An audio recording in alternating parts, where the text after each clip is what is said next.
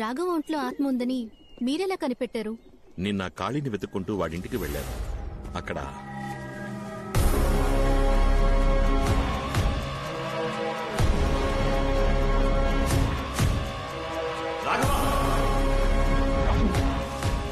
అక్కడికి వెళ్లి చూసేసరికి వాడు కనిపించలేదు. అప్పుడు నేను చూసిన రాఘవ నార్మల్ గా లేడు. వాళ్ళలో ఏదో ఒక శక్తి ఉందనిపించింది.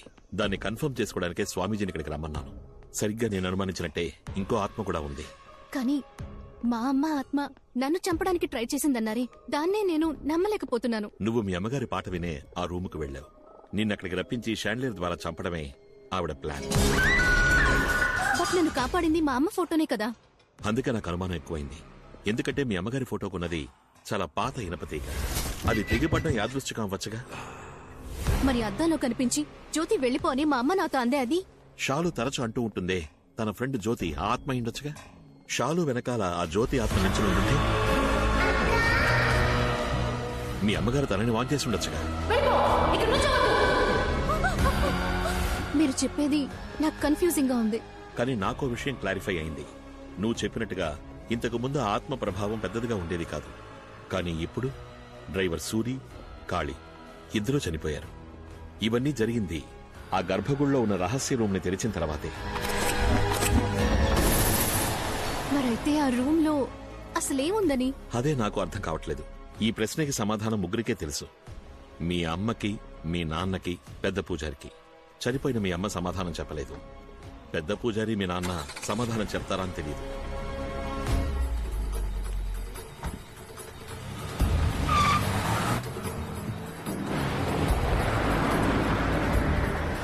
బాడీ వచ్చింది.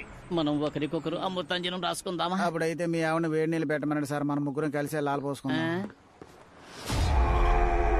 రాఘవ ఎవరితో వెళ్తున్నాడు? జమీందారు తోటే. వాడినిందుకయ్యా పంపించారు?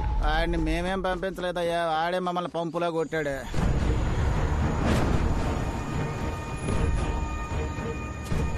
నువ్వు ఇక్కడే వెయిట్ చేయి.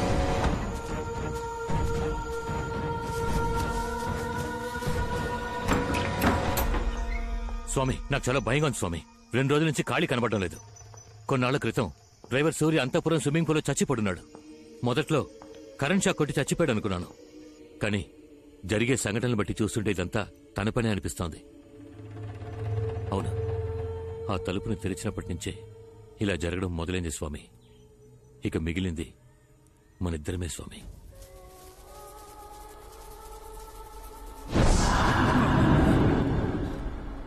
అదొచ్చేసింది. ఎలా? నువ్వు ఒంటరిగానే వచ్చావు? సూర్య లేనందువల్ల కార్ డ్రైవ్ చేయడానికి నాతో ఎలక్ట్రీషియన్ ని తీసుకొచ్చాను. తప్పు చేశావు. దానికి చోటు చూపించేశావు. అది మిమ్మల్ని ఏం చేయగలదు స్వామి? మూర్ఖుడా! 22 ఏళ్లు నేను అడవిలో తపస్సు చేశాననుకున్నావా? తలదాచుకు బతుకుతున్నాను రా.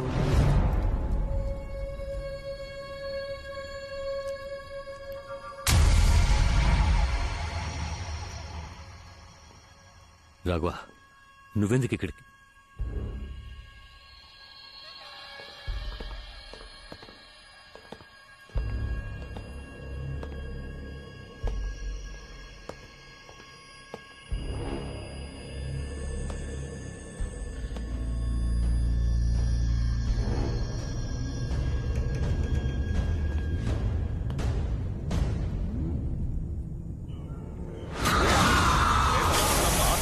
పుస్తకం భయంకరం, బంధనం మనోనాశనం.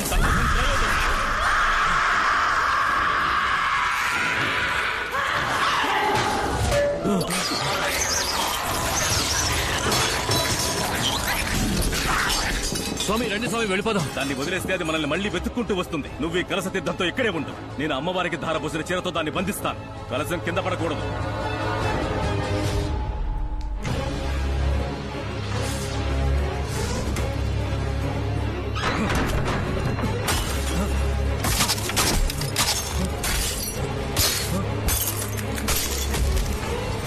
స్వామి ఏం చేస్తాం స్వామి?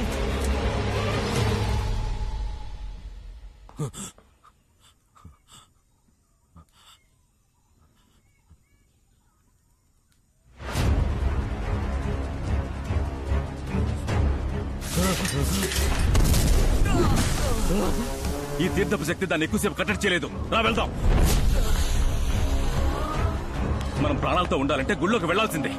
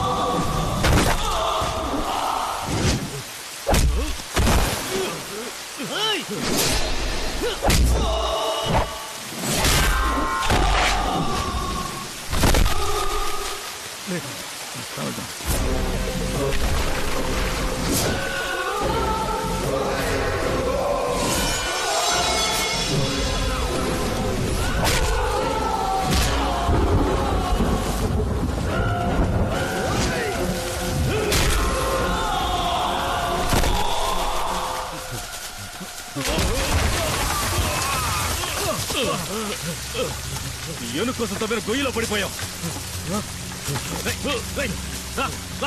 ఎక్కువ ఎక్కి పైకి వెళ్ళు. స్వామి మీరేమంటారు స్వామి? పైకి వెళ్ళి నాకు చెయ్యి నుంచో. ఎక్కువ ఎక్కువ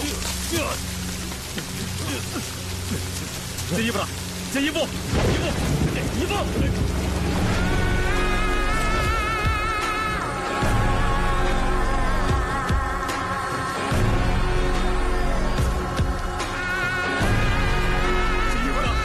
బర్గుడా రేయ్ రేయ్ రేయ్.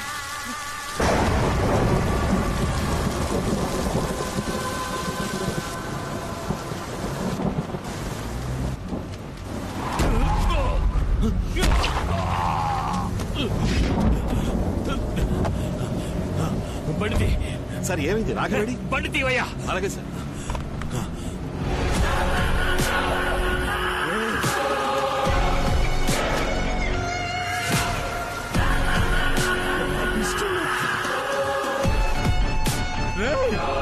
నీకోసమే కదా ఇదంతా చేశాను. నన్ను వదిలేసి వెళ్ళిపోతున్నావేట్రా?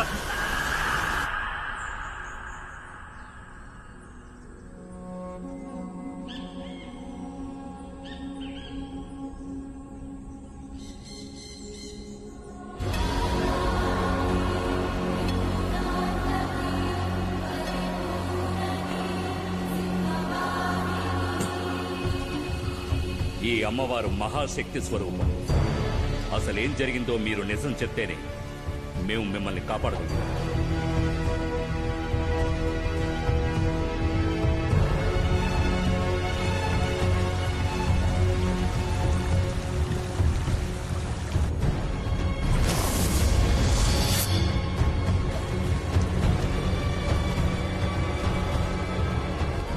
భయపడకండి. నా వల్ల మీకు ప్రమాదమేం లేదు. నిజానికి నాకు మీరు మంచి చేశారు. నేను మీ అబ్బాయి ఇష్టపడుతున్నానని తెలిసి కాదనకుండా మా పెళ్లి ఒప్పుకున్నారు. కానీ క్షమించరాని ఒకే ఒక తప్పు చేశారు. వంశపారంపర్యంగా దివ్యవాకు చెప్పే కుటుంబంలోంచి వచ్చిన వారే ఆ స్వామీజీ. ఈ మంత్రతంత్రాల్లో ఆయనకి సాటి ఎవ్వరూ లేరు. అతని ఒక్కగానొక్క అబ్బాయి పెళ్లిని నన్ను ముందుండి జరిపించమని చెప్పారు. నేను వెళ్ళాను. అయ్యా, ఈ మాంగళ్యం నీ చేత్తో ఇవ్వండి. నీ అందానికి నువ్వు ఉండాల్సిన చోటు ఇది కాదు. ఏం దిగులు పడకండి. నేను తన్ని మహారాణిలా చూసుకుంటాను. మీ మీద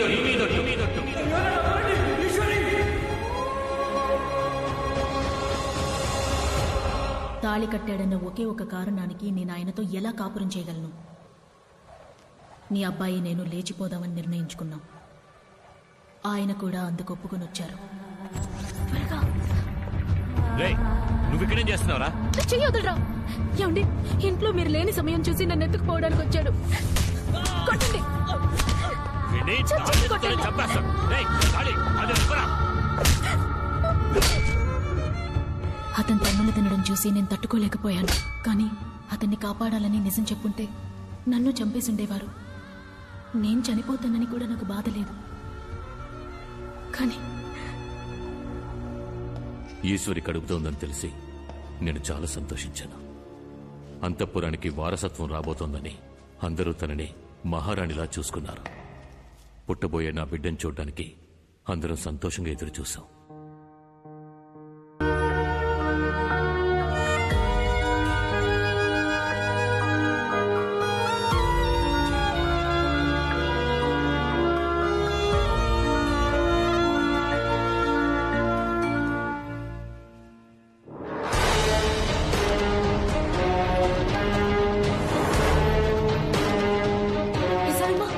చిట్టి తల్లి నోటి నుంచి నురుగొస్తోంది. విషం పట్టిస్తే నురగ తప్పకుండా వస్తుంది.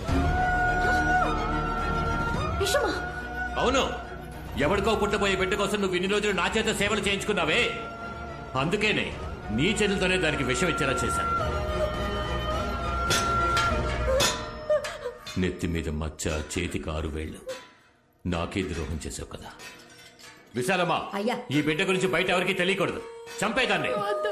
రేయ్, బిడ్డని ఇవ్వవే. చెప్పండి, ఇవ్వవే. బిడ్డను ఇవ్వండి. ఇవ్వండి. ఇవ్వండి. విశాలమ్మా, ఇవ్వు. బిడ్డను తీసుకెళ్ళు. ఇవ్వు. ఇవ్వవే. ఇంత చేసి. ఇస్తావా?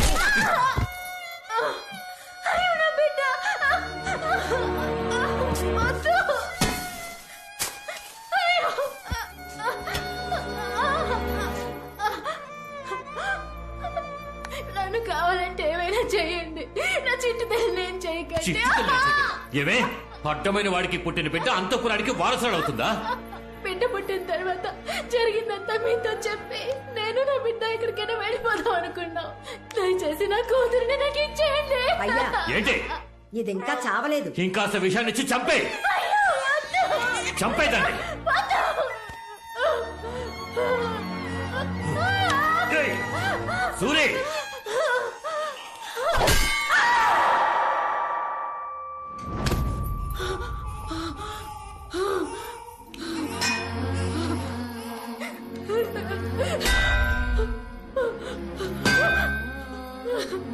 వద్దు విశాలమ్మ, నీది ఆడ మనసేగా. నా కష్టం నీకు అర్థం కావట్లేదా? దయచేసి విషయం తాగించుకో. అన్నయ్య, నిన్నేగా మీ భార్య ప్రసవించింది. ఓ బిడ్డ వీళ్ళు ఏంటో మీకు తెలుసు.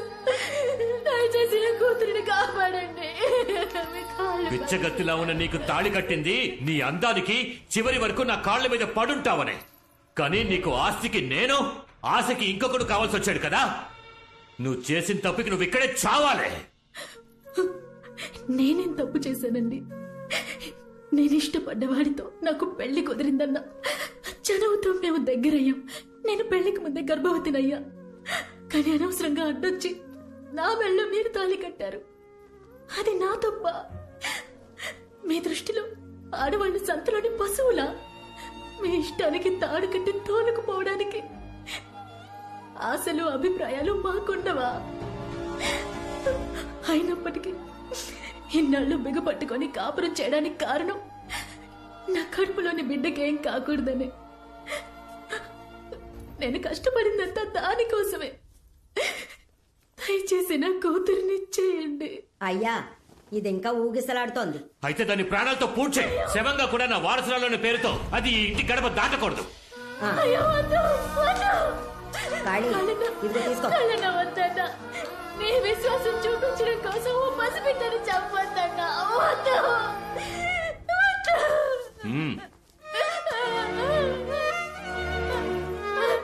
అయ్యో, చిట్టి తల్లి, అమ్మని క్షమించు.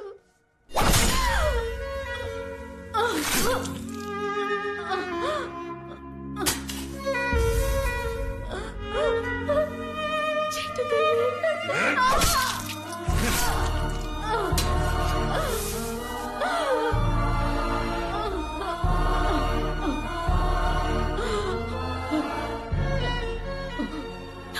నాన్నను పుట్టడం తప్ప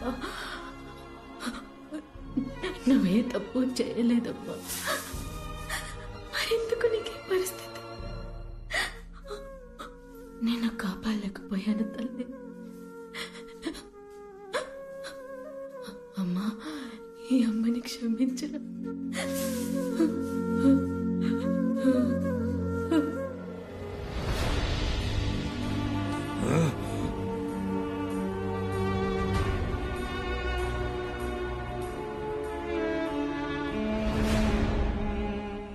నా కూతురు నీ కుటుంబ వారసురాలిగా పెరగాలి, కానీ ఓ పనివాడి కూతురుని ఆ స్థానానికి తీసుకొచ్చారు.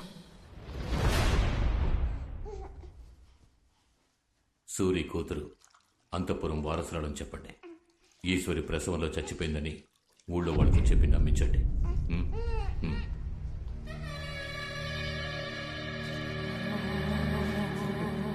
తన కాళ్ళకి మట్టి అంటుకుంటేనే నేను చూడలేను. మహారాణిలా చూసుకున్నాను, నా చేతులతో మట్టి ఎలా?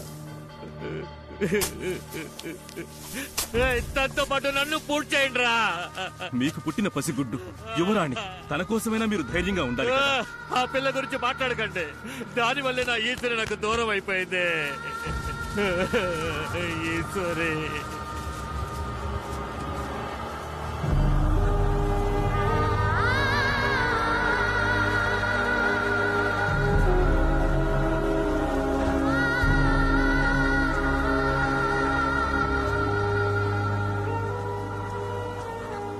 తన మీద ప్రాణం పెట్టుకున్నవాడు తన చావును తట్టుకోలేక